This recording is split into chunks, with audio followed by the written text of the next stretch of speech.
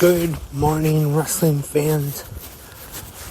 Today is Sunday, January 15th, 2023. Welcome to another episode. I am your host, Lance Brock. And on today's episode, I thought I'd just have a quick discussion on Impact Wrestling coming off of the Hard to Kill pay-per-view last Friday night. Having the TV tapings this weekend at Center Stage in Atlanta. The first set of them took place last night. I do not read spoilers, so I don't know what happened.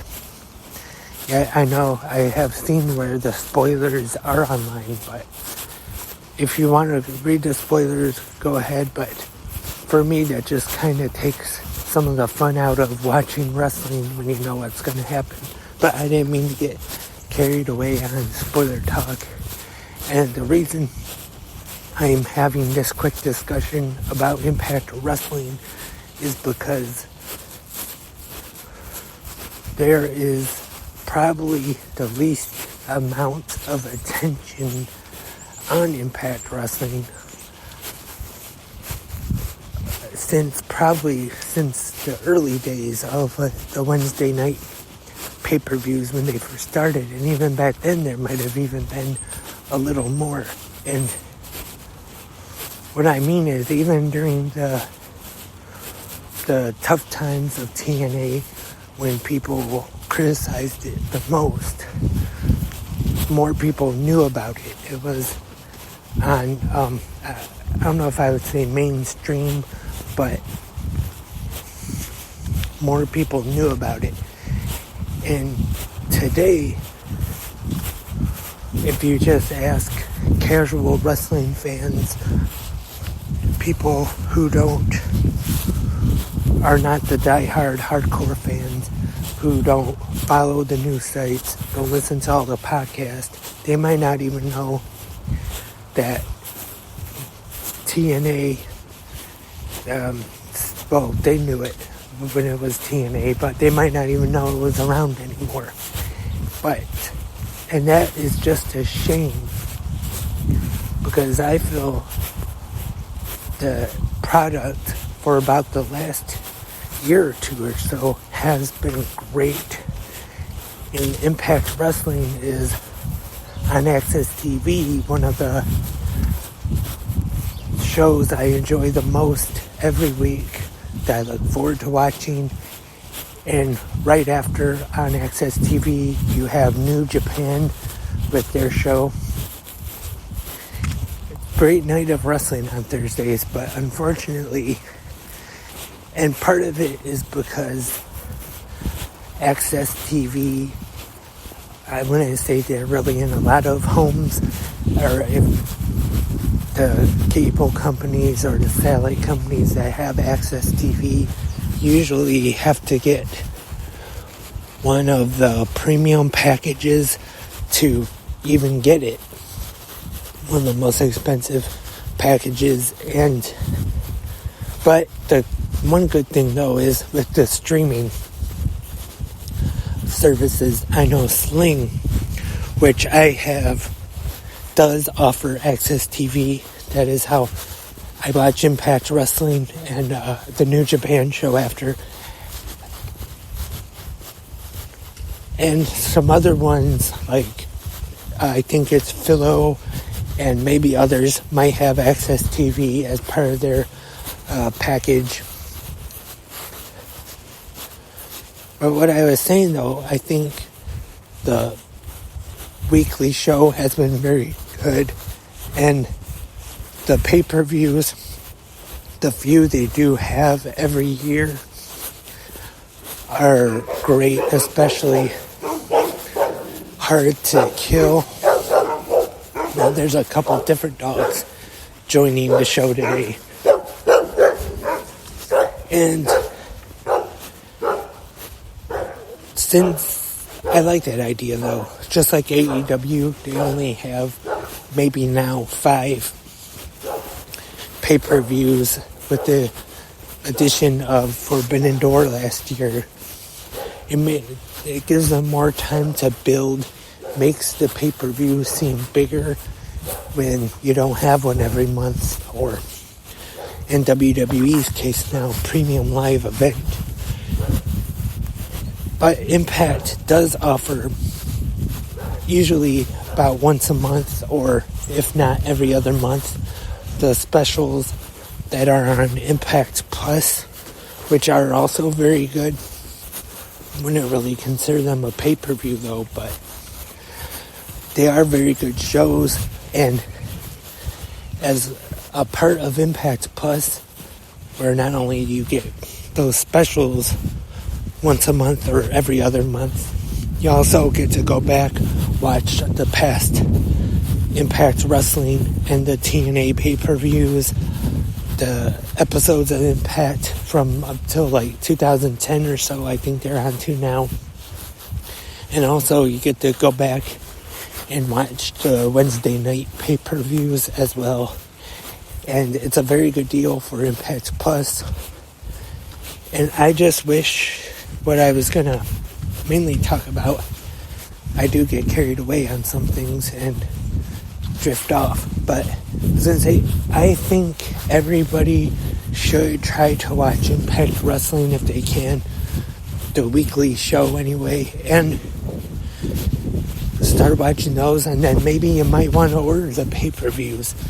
I believe, don't have cable at home, but I believe they are still available on the regular in-demand pay-per-views, or if you have DirecTV. But they are very good. If you listen to the recap of Hard to Kill last Friday night, great show, was opened with a great show, a great match, I should say. Full Metal Mayhem, Josh Alexander and Bully Ray. The last rodeo concluded in the Knockouts Championship match. Mickie James and Jordynne Grace, they put on a great main event, and they definitely did a lot for women's wrestling in that one, which I think sometimes Impact or TNA at the time, though, they don't really get as much credit as they deserve for starting the women's wrestling revolution. In 2007, women's wrestling wasn't that big, and then at Bound for Glory that year is when they first introduced the Knockouts Championship, and a little bit after that had the series of matches with Gail Kim and Awesome Kong, which were great. But the current Impact Wrestling has a lot of great talent. The Impact World Champion Josh Alexander, like I said the other day, I think he could really be a standout this year, one of the top wrestlers at the end of the year.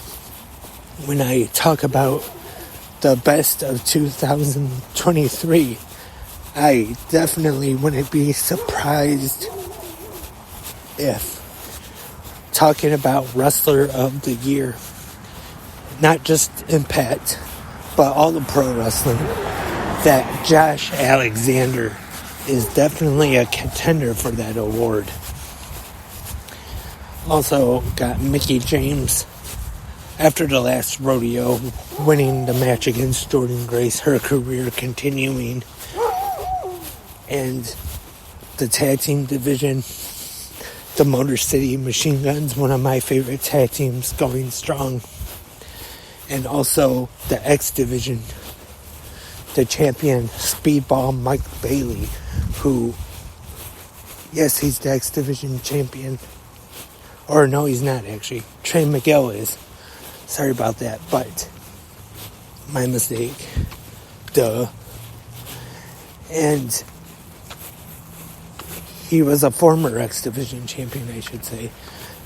But I could definitely see him this year maybe transitioning into maybe the world title picture. Him and Josh Alexander, I know I've always been saying this lately, but that match was great, and I think a main event of a pay-per-view, those two for the world title on an Impact pay-per-view would definitely be great as well. And I think Scott D'Amore has been doing a great job, not just like as the on-air authority figure, but behind the scenes as well. He has definitely helped Impact a lot. Of course, now though, on screen anyway, he was taken out by Bully Ray,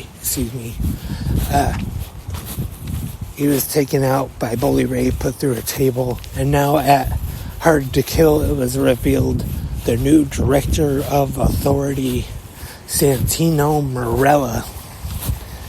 At first, I kind of thought it was strange because Santino's more comedy, but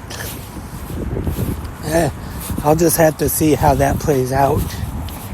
But who knows? So I think 2023 is definitely going to be a good year for Impact Wrestling. I definitely hope they grow, because obviously now Impact is in a lot smaller venues.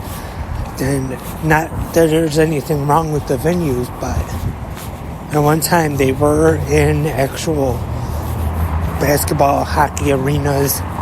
Slammiversary, I was there 2009, and they were here in Michigan at the Palace of Auburn Hills, which wasn't close to being filled up or anything, but they did run like some big arenas